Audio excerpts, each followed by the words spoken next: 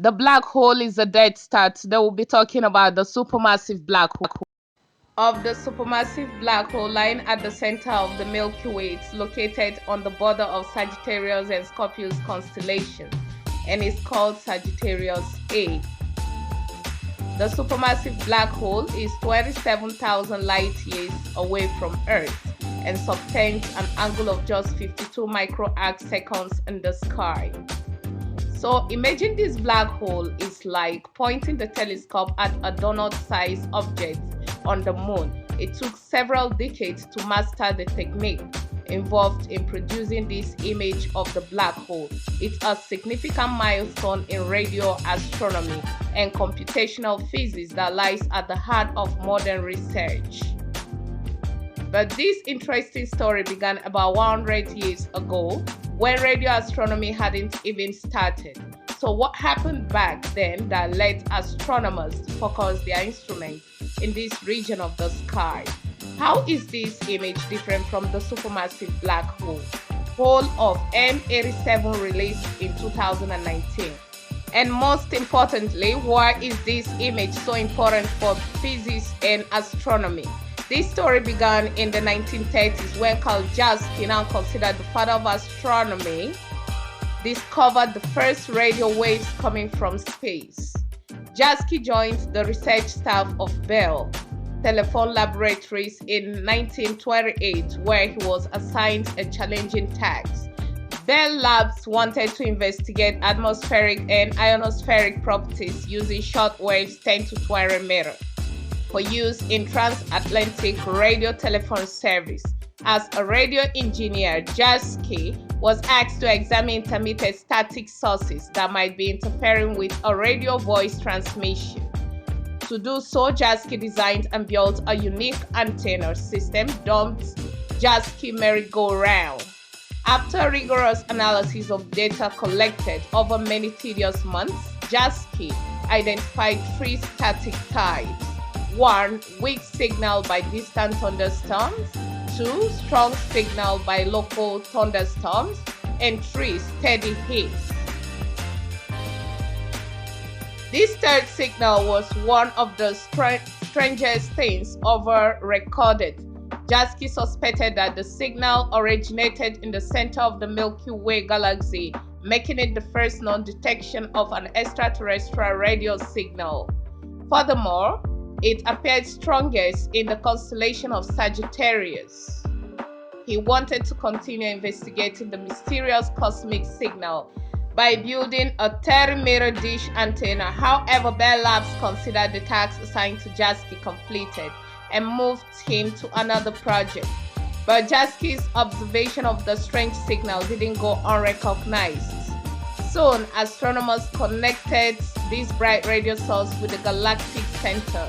In 1974, two astronomers named Bruce Balick and Robert Brown used the U.S. National Radio Astronomy Observatory's radio telescope to study the Milky Way center. They found a small core in the region powerfully emitting radio waves. Since it was the first such radio source found in the constellation of Sagittarius, it was named Sagittarius A. The discovery of a radio source at the center of our galaxy was deemed very exciting, and as the excited states of atoms are denoted with asterisk in 1982, Robert Brown named it Sagittarius A. Further observations confirmed that Sagittarius A was a part of the galactic center, not a distant background object. Moreover, it was found to have a mass around 5 million times that of the Sun. Clumped into a tiny volume of space, all these parameters pointed to this region being the Milky Way's nucleus. But one question always remains open: was Sagittarius A a supermassive black hole or something else? Astronomers could not observe Sagittarius A in the optical spectrum. To find an answer to this question, two teams led by Reinhard Genzel and Andrew Ghez started studying the infrared radiation coming from the Sagittarius A region in the early 1990s. They discovered dozens of stars within 0.1 light years of Sagittarius A. called the S stars.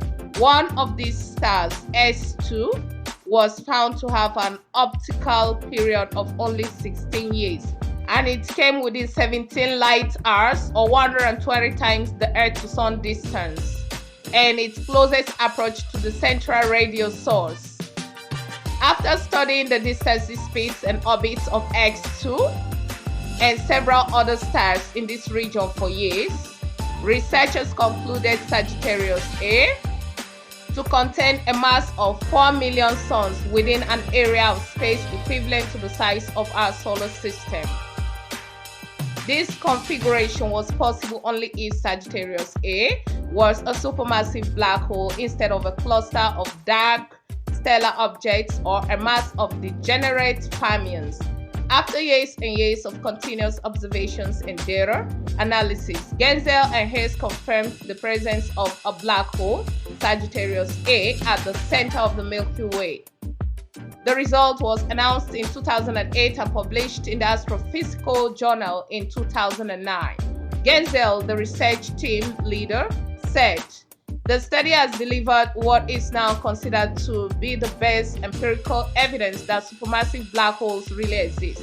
The stellar object orbits in the galactic center show that the central mass concentration of million solar masses must be a black hole beyond any reasonable doubt." Genzel and Gaze together received 1/2 of the 2020 Nobel Prize in Physics. The image of Sagittarius A was released on May 12, 2022, for the first time based on radio interferometer data taken in 2017. It further confirmed that the object is indeed a black hole, but technically speaking, its picture of the accretion disk around the horizon of Sagittarius A star that took 5 years of calculations to process, and the data was collected by 8 radio telescopes at 6 different locations, around 6,000 terabytes of data. And if it were printed on paper, this task would have reached the moon. The image is quite similar to the one released 3 years ago when the Event Horizon Telescope imaged the supermassive black hole at the heart of Messier 87, also called M87. However, there is a lot of difference between the two black holes. M87 is at the center of a gigantic elliptical galaxy, while Sagittarius A is located in the middle of a spiral galaxy. In addition, M87 is roughly 1,000 times more massive than Sagittarius A and lies approximately 54 million light years away, 2,000 times more distant than our galaxy's supermassive black hole. More interestingly, M87 star is active and has a plasma jet shooting 5,000 light years away from it. Sagittarius A star is inactive, but astronomers have observed 2 bursts of activities in the past decades. On January 5, 2015, NASA reported observing an X-ray flaring 400 times brighter than usual, a record breaker from Sagittarius A. According to astronomers, the unusual event may have caused by the breaking apart of an asteroid falling into the black hole, or by the entanglement of magnetic field lines within gas flowing into SGR. On May 13, 2019, astronomers using the Keck Observatory witnessed a sudden brightening of Sagittarius A, which became 75 times brighter than usual, suggesting that the supermassive black hole may have encountered another object. Despite significant differences between the black holes, the similarity of the images shows that its gravity that dominates close to the event horizon, our galaxy center, is the perfect region to test Einstein's general theory of relativity. The high velocities and close approaches to the SMB make the S stars helpful in establishing limits on the physical dimensions of Sagittarius A among all the stars. S4714 is the current record holder of the closest approach to the black hole at about 12.6 AU, that is the size of gold, almost as close as Saturn gets to the Sun. Because of its vicinity to the black hole, it travels about 8% the speed of light. As stated earlier, the first estimates of the black hole's mass were made by studying the orbits of these stars, and the number came out to be about 4 million solar masses.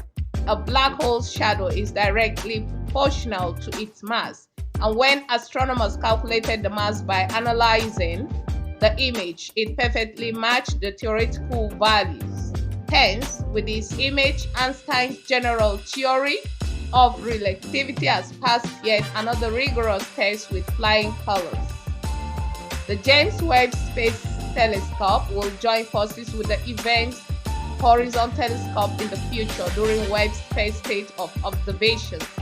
Astronomers will use its infrared imaging power to address of the unique and persistent challenges presented by the Milky Way's black hole. The Sagittarius A research team plans to apply for more time with Webb in the future years to witness additional flare events and build up our knowledge base, determining patterns from seemingly random flares. Knowledge gained from studying Sagittarius A will then be applied to other black holes to learn what is fundamental to their nature versus what makes one black hole unique. Please subscribe to this channel for more uploads, guys.